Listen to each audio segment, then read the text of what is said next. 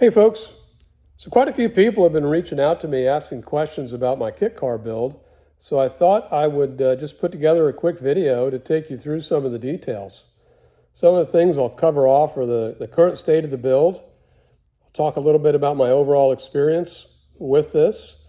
I'll talk about areas where I've deviated from the standard build, if there is such a thing. I know that some of the folks that are building these cars are interested in that kind of thing, as well as touching on some of the mods that I've made that have gone well as maybe a few things that didn't. And look, stick around and you'll hear what I have to say. And I'll start, I guess, by apologizing for my video quality or any production issues. This isn't something I do every day, so just bear with me. So at this point, I've put about 1,500 miles on the car after about 2 months on the road. And the kit that I started with is a factory 5 Daytona coupe. I got their complete kit. I got the independent rear suspension, so that's something out of a modern Mustang. I've got the Mustang brakes up front, as well as the larger Mustang GT brakes in the rear. I've got the Halibran knockoff wheels on here. I got 18-inch wheels and tires. And I went with a Coyote and TKX powertrain on here. So for some of those folks that are on the Factory 5 forum, you'll recognize that I took a lot of the ideas from Paul Bohr's build. That's Edward B. on the forum. So certainly drew some ideas from him, as well as a number of other people, and a lot of the input that you guys provided on the questions that I've raised on the forum as well. So I guess I'll start by talking a little bit about, where I am today. I've gotten the car registered in the state of Pennsylvania. That process was pretty straightforward. I filled out the DMV paperwork. I took it down to a shop about a mile from my house. They did the enhanced inspection.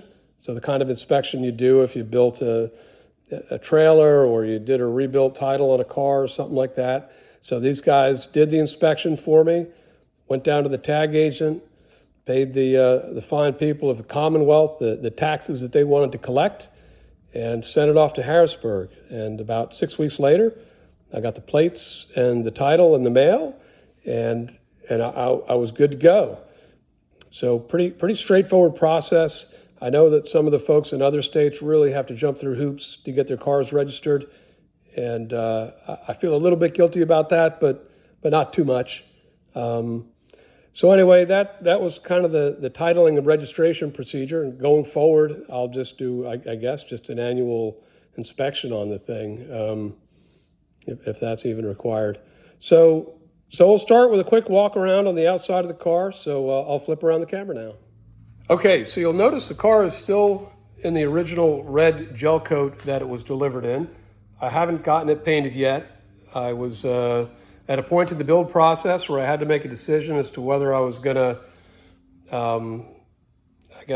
get it ready and send it out for someone to paint it, or finish putting together and get it registered. So that was this spring. So I decided I was going to go ahead and get this thing put together, get it on the road, take it through its shakedown, deal with the squeaks and leaks, and sort out those types of issues. So I've done that.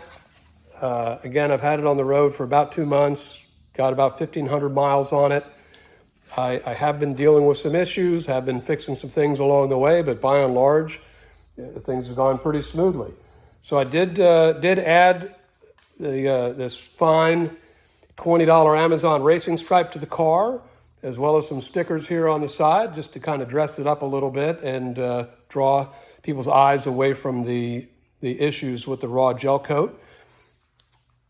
So I can tell you at this point, people are, pretty struck when they see the car. They're very impressed with it. They, a lot of questions about what it is and want to know the background on it and things like that. So it really is an attention getter. So a little bit more about the body. So on the outside here, I went with the Pete Brock mirrors. A lot of guys have done that. Nice change from the standard factory 5 mirrors. They extend out a little bit further and give you a better view over those wide rear fenders. So that's, I think a nice mod that was worth doing. I know some guys will use some similar designed motorcycle mirrors. I've seen some of those up close. It's probably a better deal, and they look nearly identical for a lot less money. The only issue I have with these is the hardware that came with them is starting to rust after not much time in the elements. So not too happy with that, but that's something I'll sort out when I work on the body. Anyway, as far as the body and the paint goes, I'm still looking for a painter. I've talked to a few people out there about this. I'm getting quotes for 20 grand, 30 grand, and I'm just not sure that's the kind of money I want to spend to have someone paint what's going to be a daily driver. So I may end up taking that task on myself. I've done everything else, and everything else has come out reasonably well.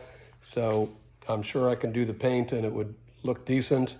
And frankly, if it sucked, I guess I would just have someone repaint it for me. So not the end of the world. As far as what color I'd go with, I'm either thinking a traditional Guardsman blue with the white stripes, maybe British Racing green, and maybe red. At one point, I think I was telling people I want this car any color other than red. I'm tired of looking at red, but I've kind of started to like the look of the red and the white stripe, and so who knows? So stay tuned. You'll have to wait and see, I guess. I guess I will too. So one of the options I went with on this car is air conditioning. It gets pretty hot inside there, so I went with AC on it.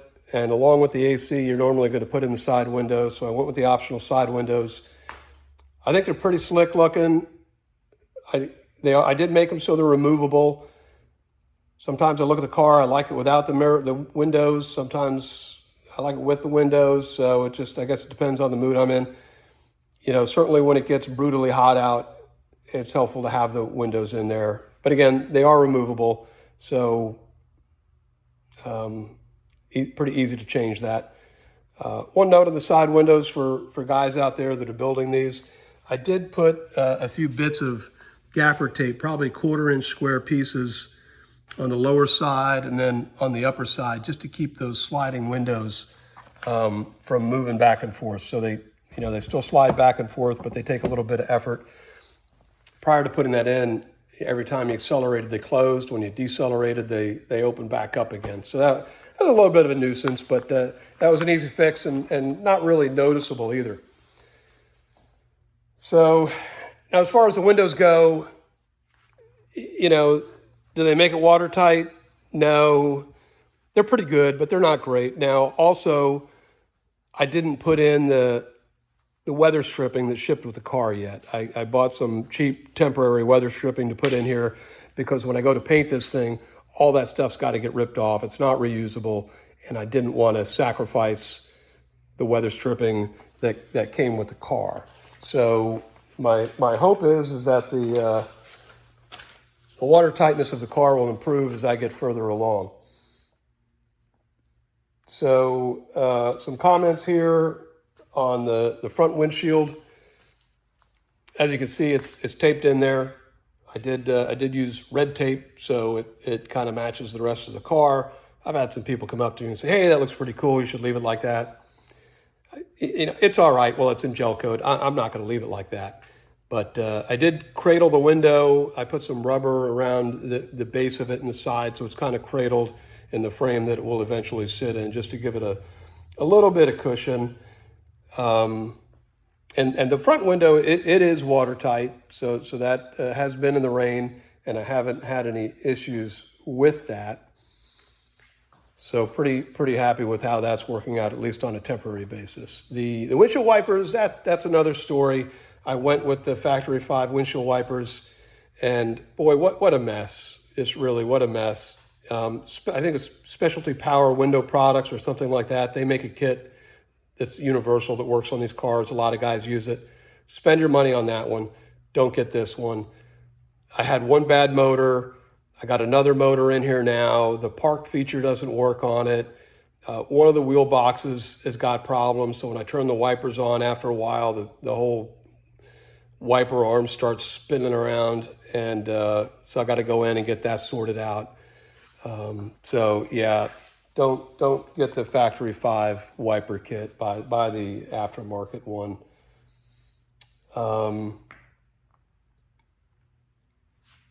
So I think that's really my comments on the exterior and the windows and such at this point. Oh, you know what? Let me show you the headlights while we're outside the car.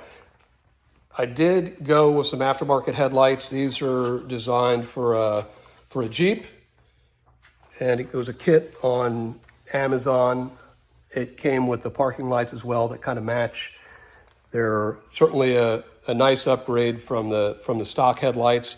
Another side benefit is they've got these rings in there that work as parking lights and also as blinkers. So it really does a great job of improving the visibility of the blinkers over the standard little button blinkers that come with the kit. So that's a big improvement for nighttime driving, and I think just general visibility and making your intent clear when you're going to make a turn or something like that. Down here in the back, changes to the lighting on here are the reverse lights, which I added. Those are from Watson Streetworks, I believe, as is the third taillight that I added up in here too. So that fit pretty tightly inside the spoiler. And I've got an option when I go to finish the car. You can sand that down and have it flush with the rest of the body, or you can have it kind of protruding a little bit like it is today. Not sure what I'm going to do yet, but it did fit nicely in there, and it was a nice improvement over what I had before as far as the visibility from the rear. So with that, I'm going to take you under the hood. All right, so here we are under the hood, as promised.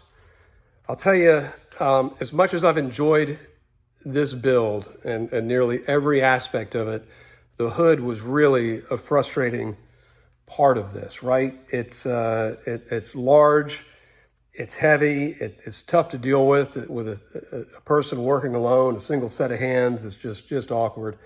It's not symmetrical. The car's not symmetrical, so it's a real bear to get that in place. And when I say that, I guess what I'm saying is just come up with a strategy for how you want to deal with it. How did I deal with it? I found it best to work on it for a little while, and when I'd start to get frustrated or tired of it, I'd take a break and I'd start to work on another task. I'd go work on the windows or something else, right? So just know that the hood does fit. You will get it aligned. It will come together. It doesn't seem like it sometimes, but at some point, you're going to find that all the body alignment issues that you have kind of start to come together, and you'll get them resolved. So for those that have got one of these in the works, just come up with a plan of attack and know when to step away when you get frustrated. And I guess that's probably good advice whether you're working on the hood or anything else. So a couple things that I've done underneath here. I did add a high amperage fuse that I put down by the alternator. I was a little bit concerned about the location next to the pipes, and I guess rightfully so, because over time that started to get a little bit crispy and melt on the outside. So I have removed it. I've got to come up with another location to put that fuse. So I got to decide whether or not that's going to be under the hood or maybe under the dash somewhere else. But I've got to sort that out, and it's definitely got to be someplace a little bit cooler. I did these up by the vents. I created these trim rings here, and I attached the vents. I made this it's removable. I've got these Rotolock standoffs that I put on there with some 3M HSRF, and that's basically this high strength repair filler. Think of it like Bondo for fiberglass, maybe. It's not exactly what it is, but you can kind of think of it that way. So anyway, I put these rings on there on the outside just to kind of dress that up a little bit. I'll end up powder coating those once I get further along with the body work. I'll also be coating the bottom side of the hood with some bed liner. Some U-Paul Raptor is what I plan on using on that, so that'll kind of dress things up underneath there. I'll also do that down here in the wheel wells to kind of deaden maybe a little bit of the noise from the rocks and things like that that are getting kicked up. As far as the cooling system goes, I went pretty much with the stock Factory 5 system. I did use the Boyd cool tubes on there. I've got the Factory 5 reservoir, which I know a lot of guys upgrade that. I found that once I got all the air purged out of it, it's worked perfectly fine for me. It pumps it up to probably 3/4 full when it gets hot, and when things cool off, it drains it almost all the way back down. So it seems to be doing what it's supposed to be doing. On the radiator, I did have some challenges on that. The first one that I got had a leak right under where the top of the radiator kind of has the connection to the tubing there, right? So it was really tough to see it. I did get a temporary fix on it. Factory 5 sent me a new one, and so I've replaced that just because I wanted to make sure I had confidence in the radiator. It wasn't going to leak again, because that would be a real bear to have to get that out. I did go with the Breeze fan shroud, so that's an aftermarket accessory that's around the fan. Just to, I don't know, a lot of guys talked highly of it, so I went that direction. It certainly dresses it up, and maybe it helps out from a functional perspective. Over here, I went with a Tilton reservoir instead of the Factory 5 reservoir. I did toy around with the one that was included. Eventually, I just went this route. I felt it was a better option. And, well, I don't like the way it looks necessarily. It's certainly functional, and at some point you gotta figure out whether you want to deal with the functional stuff or deal with the burden of the less than functional stuff. So I opted for the Tilton reservoir. On the top of the foot boxes on both sides, I did cut those and make them removable. So I just severed that panel along that edge there, and put some rib nuts underneath there, so I can get back into the foot box if I need to. Everything else is riveted in down here. Over here on the other side, got a few changes I made over here. Normally you've got the heater control valve up here. I ended up dropping that inside the foot box. It's a tight fit, but I like the cleaner look. I felt it helped me get the ECU in a better location, and it just gave it a cleaner look underneath here. So would I recommend it to somebody else? I'm not sure. The first one I had did leak, so I had to replace it, and it was a bear. It's not easy, and so I don't know. Jury's out on that. I'm just hoping this one doesn't leak. So far, again, 1,500 miles on it. I have run the heater just to test it, and I haven't had any issues with it. I do like the way it looks, but from a maintenance standpoint, it could come back to bite me later. Some of the cabling, I did work pretty hard, again, to keep things clean. So I did go back in and clean up some of the cabling that came with the ECU, and combined that with the wire harness that came with the car.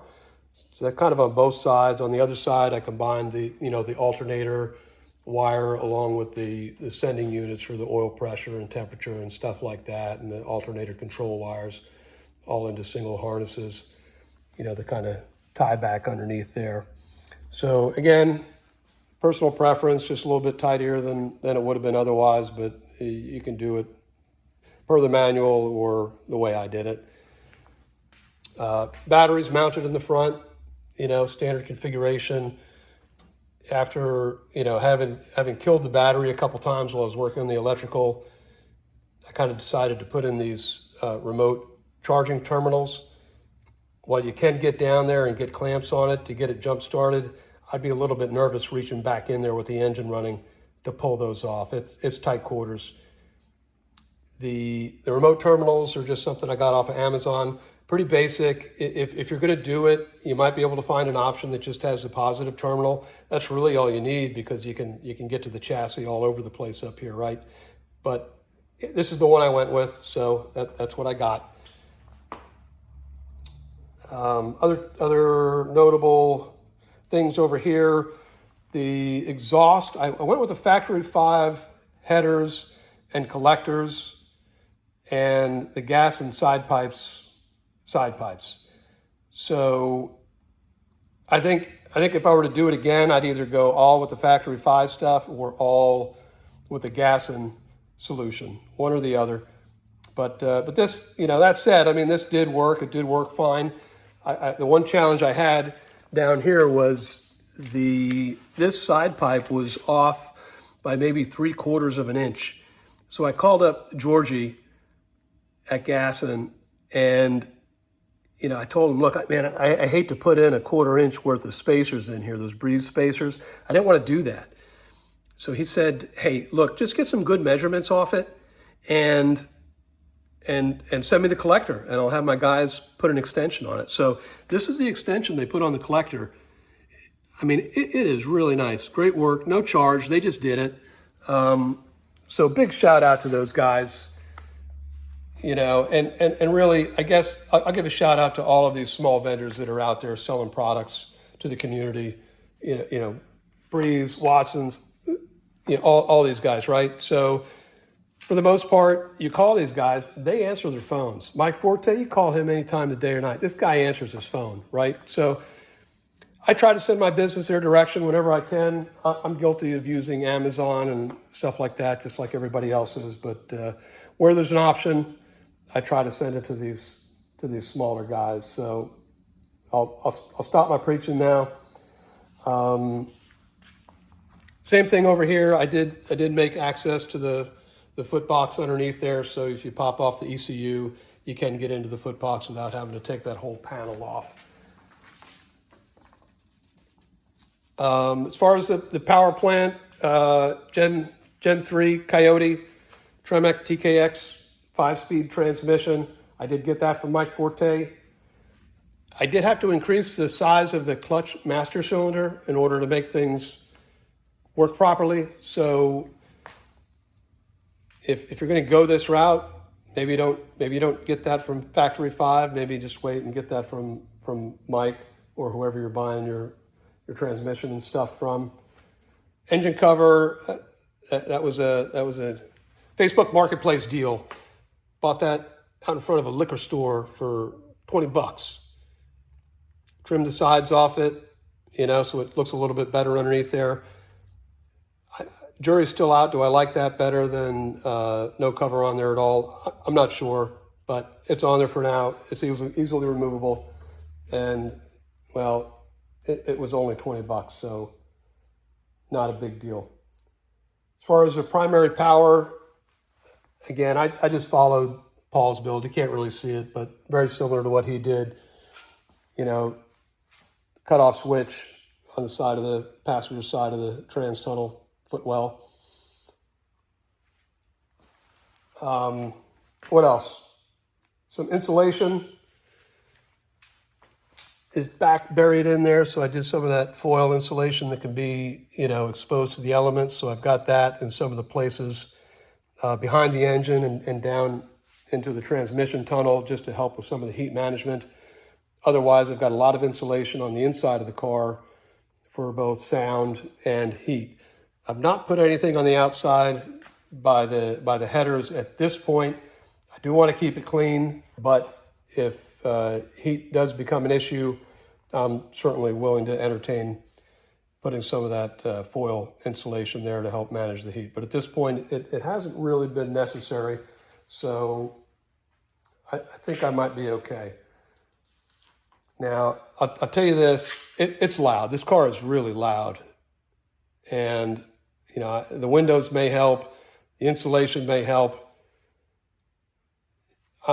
But I think you just have to be prepared. If you're gonna build one of these cars, just be ready for it to be loud. I mean, when I say deafeningly loud, I mean that literally, right? If you drive around this thing too long, you're probably going to go deaf or certainly have some issues.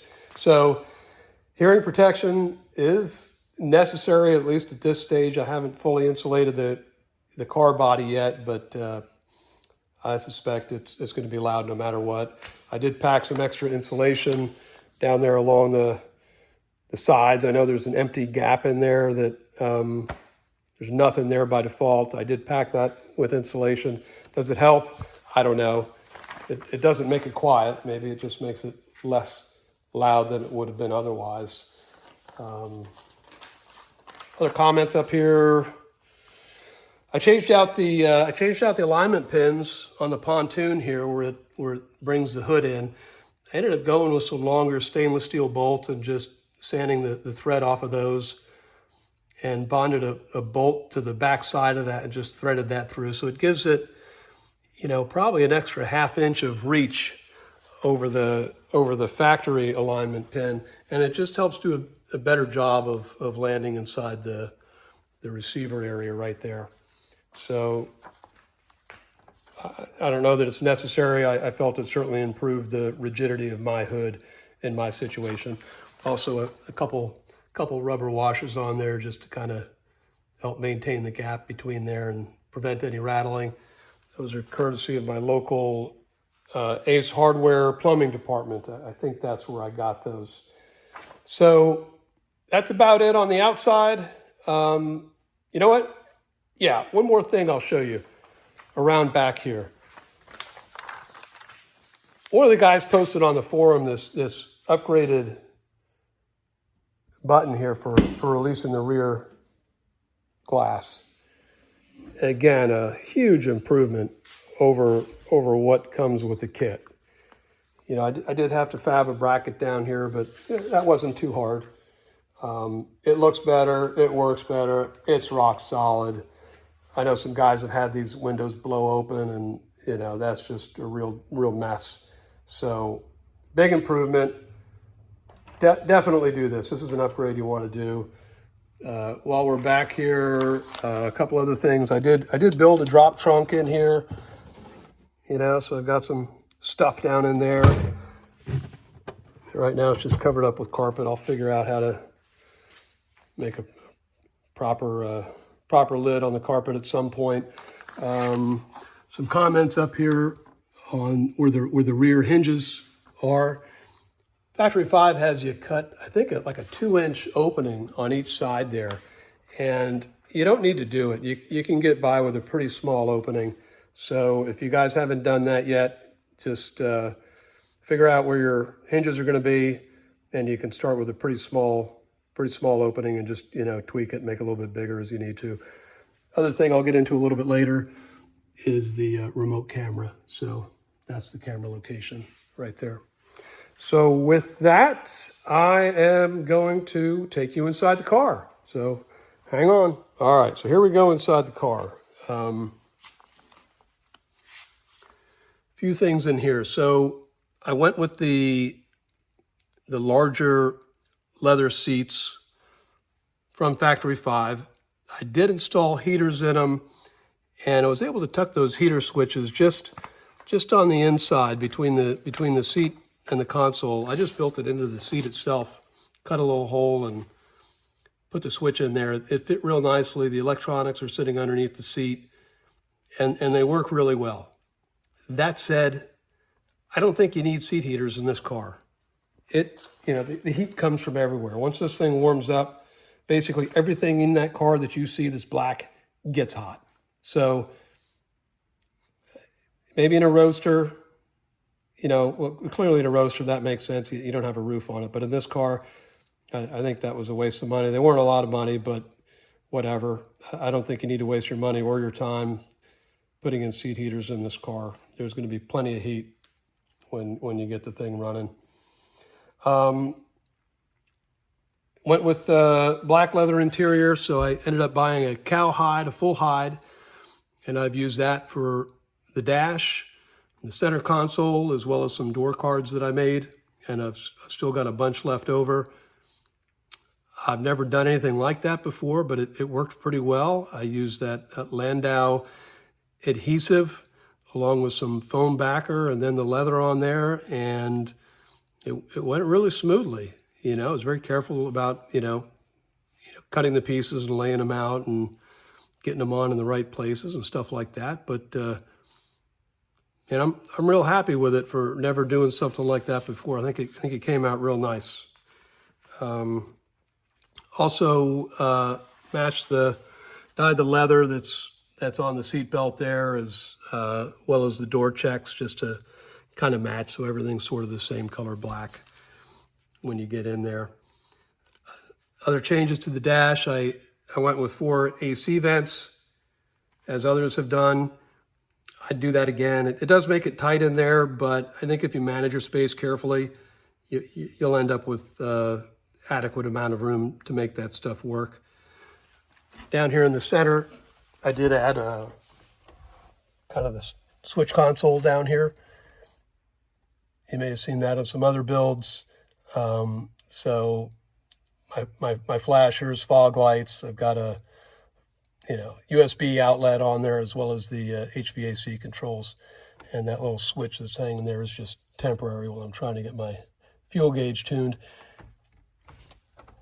Other changes, I didn't add the front bezel over the gauge cluster.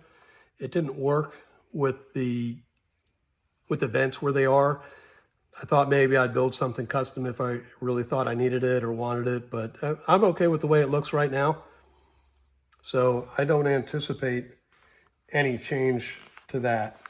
Over here, I've got the Russ Thompson turn signal and got that working real good. I did have some issues with it kind of making some clicking when I initially installed it.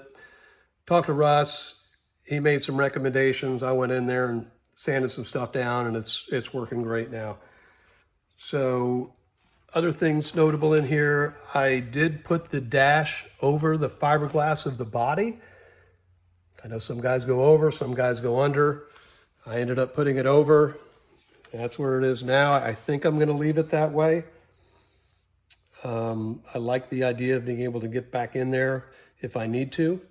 So that said, a little bit concerned that the body up there is maybe a little bit more flimsy than it should be up here in the center, because that's not there to support it. So I may end up putting something underneath there just to kind of give that a little bit more rigidity.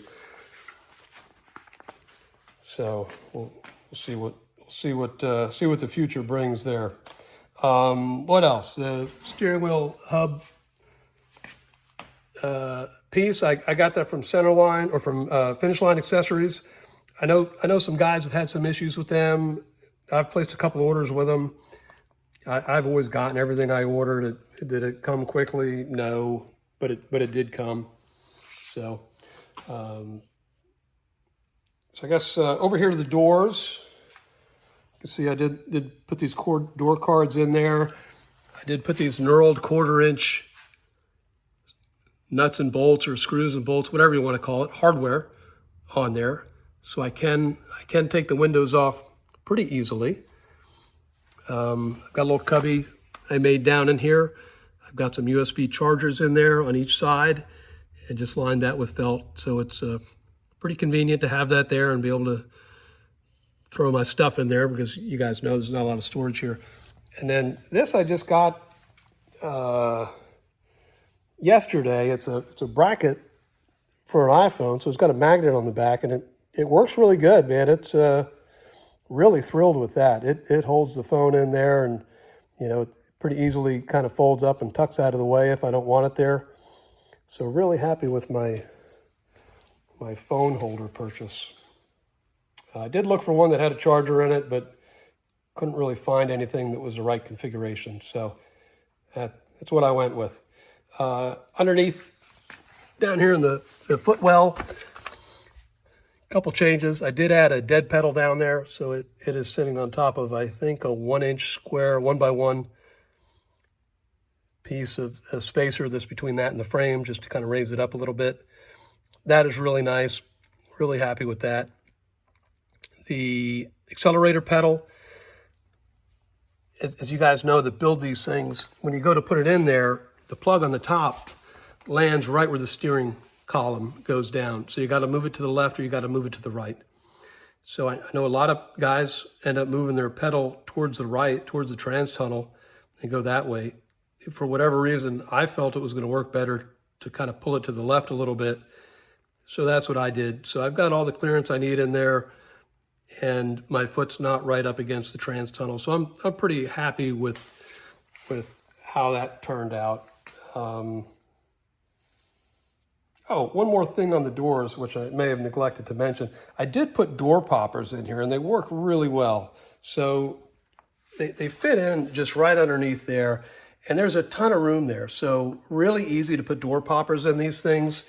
It's a pretty easy install. So, you know, you may want to do it for the functional reasons. You may want to do it for the cool factor. People are pretty impressed when you pop your door open that way. I did leave the regular hardware in here. I'm not going to be dependent on an electric door popper to get out of here. But pretty cool. That was an Amazon purchase, I think. It looked like everyone was selling the same stuff. So there didn't seem to be a lot of variety as far as whoever manufactures these things. They all kind of looked the same, right?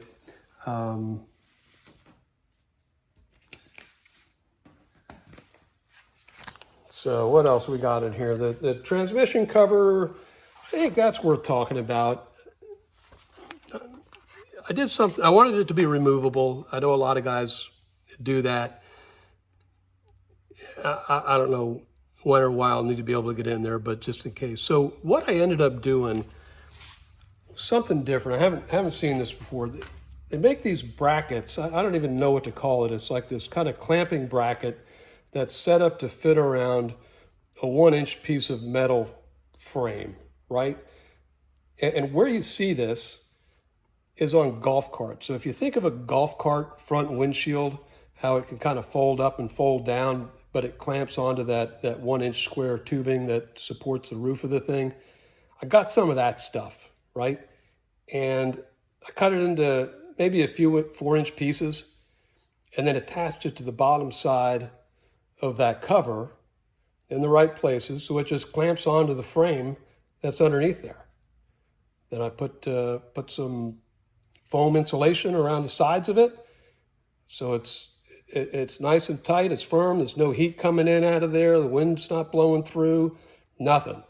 And as far as removing it, you take off the boot around the shift lever and you just reach in there and you just kind of pop the whole thing up. So I'm really happy with how that turned out. So for anyone out there that's thinking about a removable trans cover and you don't want to have visible hardware, that might be something to think about. Also back here, I've got a fire extinguisher. A lot of people ask, hey, what's that for?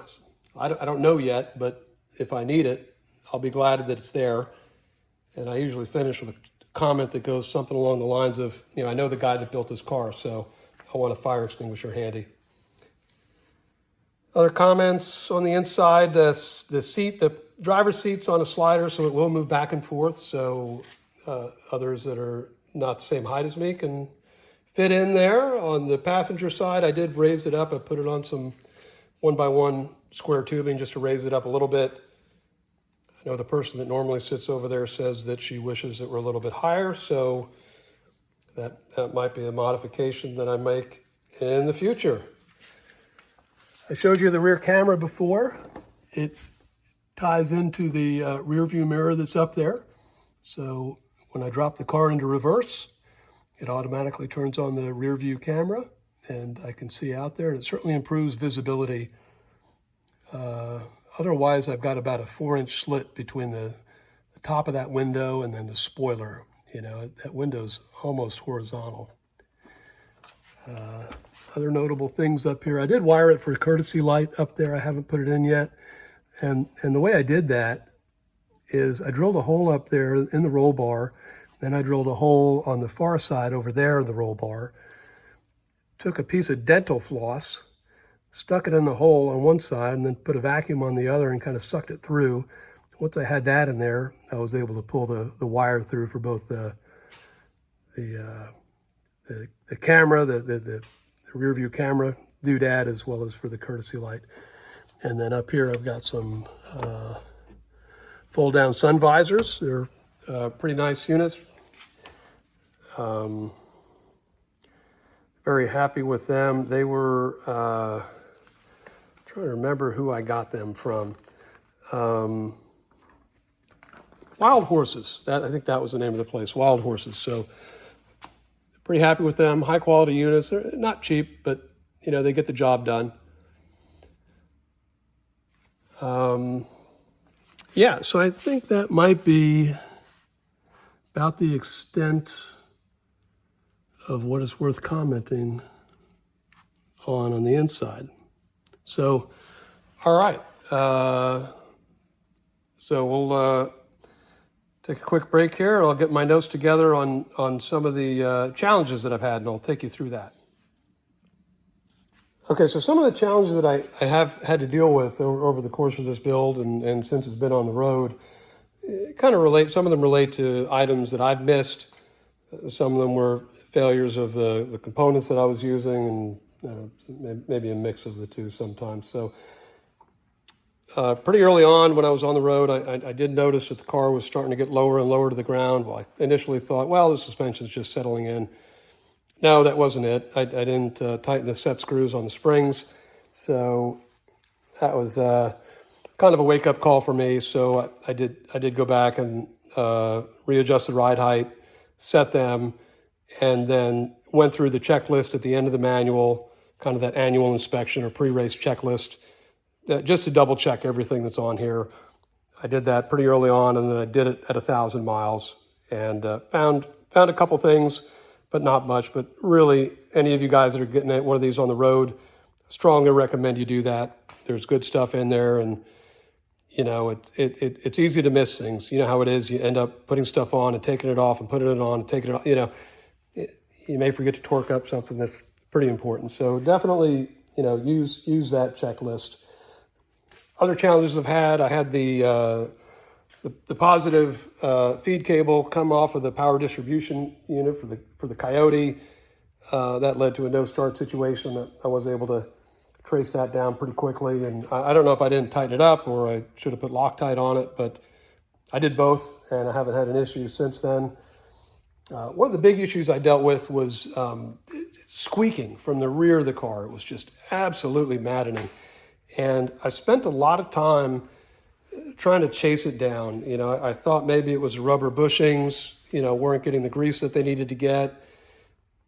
At the end of the day, and it ended up being the heim joints or the rod end joints on the upper control arms, and I've got one here. And basically, these are designed to deal with a little bit of, misalignment in there. And while I tried to get this set up perfectly to give me the clearance I need, it seemed like no matter what I did, it was still jamming up against those misalignment spacers that are on either side of here. And I think that was part of the noise. And I think the other part of the noise was just the fact that this thing was, getting kind of galled up inside here. I don't know if I didn't put enough lubricant on here or what, but it started kind of crapping out pretty quick. You can see the finish coming off there. And this happened on both sides. So what I ended up doing is I ordered a few different rod end joints and I tried out a few. And this is the one that I've gone with here. It's, the same specs. The main difference is the thickness of these two pieces here. The new one I've got is thinner, thus giving more space and tolerance for misalignment down here at the ball part of the joint. Got that off of Amazon. That's the part number if you need it. I put them on and it's been a non-issue ever since. So if you end up with noise in the rear end, maybe start looking there and see if that's where it's coming from. What else? Wipers. We already talked about the windshield wipers. I got a bad wheel box in here, so I've only got a wiper on one side right now. I'm pulling the whole body off of this car at some point when I go to do the paint because I've got to do all the undercoating and stuff underneath here. So I'm going to put in some lizard skin for both sound and heat on the body. So the whole body's coming off again. So I'm going to sort out some of these issues, some of the items, where I don't have insulation in the car. That'll get sorted out once the body's on for the final time. So at that point, I'll deal with that wheel box, and I'll either decide to try to fix the factory 5 one, or maybe go with the specialty power windows unit that I mentioned earlier. What else? Talked a little bit about insulation. I ordered the insulation kit that comes with the car. I wouldn't do it again. It seemed like there was duplication of some of the pieces. You'd get the butyl piece as well as the foam piece, and maybe you needed both of them in some of these spots, but it started getting really thick in some places where if you were going to put both on. And then there are other areas where I had gaps. There were places that needed insulation, and it just wasn't in the kit. And it didn't come with any instructions. I reached out to Factory 5 to see if that had anything. Radio silent, so I don't know. It doesn't seem like they're a fan of the insulation kit either. So save your money, buy the insulation when you're ready to apply the insulation, and just go that route. Biggest issue I had, at least from a dependability or reliability standpoint, was this fuel starvation issue. I dealt with this really from the beginning. I mean, I think the first time it happened, I had 4 miles on the car, and it died. I was getting no fuel pressure, and I replaced, I think, the fuel pump, and it happened again. It was over at a buddy's house, pulled it out, bench tested it, it all worked, put it back together, everything was good. It took a crap on me another time, swapped out the fuel regulator. Same thing happened again. It just kept happening, and eventually I replaced everything. I ran a separate circuit independent of the Coyote ECU in case it was just losing power. At the end of the day, it ended up being the fuel hanger. I just left this open. I kept the tools in the car, so I had all the extra pieces, extra fuel pump, all sorts of stuff in there, so I could fix it if it died on me on the road. So what it ended up being, at the end of the day, was a fuel hanger. The inside of the fuel hanger, the connection was not on tightly. And when I went to inspect it after the last issue I had, I noticed, I don't know if you can see it in there, but it was melted on that terminal, right? On the positive terminal. So clearly that was an issue. Then I popped it off, and then this is the back side. And you can see it looks like a little bit of burning on there, and it's loose in here. Not only is it loose in that this rotates around that pin, the wire is loose where it's crimped onto here. So just wiggling that wire can cause me to lose continuity between the terminal that's on the end and the other end of the wire down here. So it's a lot of issues going on here. So I know some of the guys recommend, I think it's a Pro-M fuel hanger. So if you're at that point in your build, get the Pro-M fuel hanger and throw this thing in the trash. Again, I'm going to go back to my comment about the fire extinguisher. Why do you have a fire extinguisher? In case you get something like that in your car. That's why you have a fire extinguisher.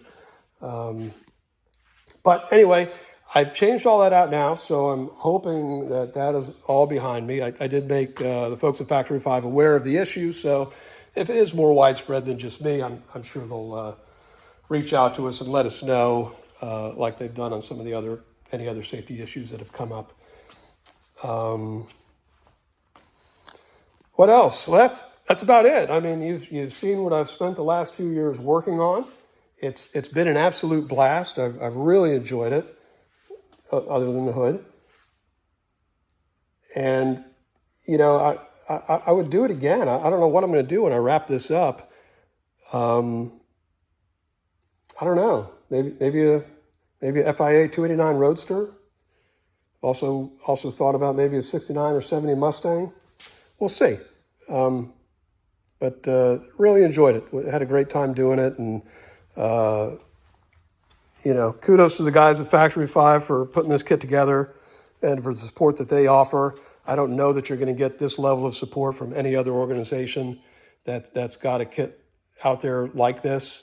They're top-notch to deal with. I mentioned a couple issues in there. I don't mean that as digs against them. They're doing a great job. They put together a great kit, and I'd buy from them again tomorrow. So you can certainly buy with confidence. And when I say that, look, these guys I bought this thing 2 years ago, And when I have stuff that's bad on here, you know, they replace it, you know, no questions asked. They want to make sure you did the right troubleshooting, but, you know, they're a good organization to deal with.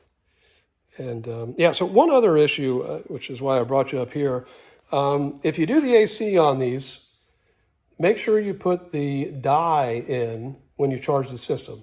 I did have a small leak, and I was glad that I had the dye in here because it certainly aided in finding it and simplified the process of having to, you know, have this thing drained and recharged. And, you know, when you're dealing with this stuff, there's an environmental impact, so you don't want to just be letting it leak and, you know, that kind of stuff. So take that part of it seriously. You know, I built my own hoses. If I were to do it again, would I do it that way again? I don't know. I might because I have the stuff now. But if I hadn't have bought the stuff, maybe my recommendation would be measure the hoses, mark them up, and have an expert, you know, crimp the ends on there. Anyway, that's it. That's all I've got. Again, if you're thinking about one of these things, I think you'll have a great time doing it. Look at the Factory 5 forum. Great resource for those that are considering it. They've got build threads on there. Guys have documented every step of their build over the course of months and years. And great resources for those that are considering it, as well as those that are in the process of a build. Facebook group is pretty good too. Like-minded people, so you're not dealing with any trolls in there, and you do get good, positive, quick responses to your questions. So great resources out there to support you in doing this, and hope you all have a fantastic day.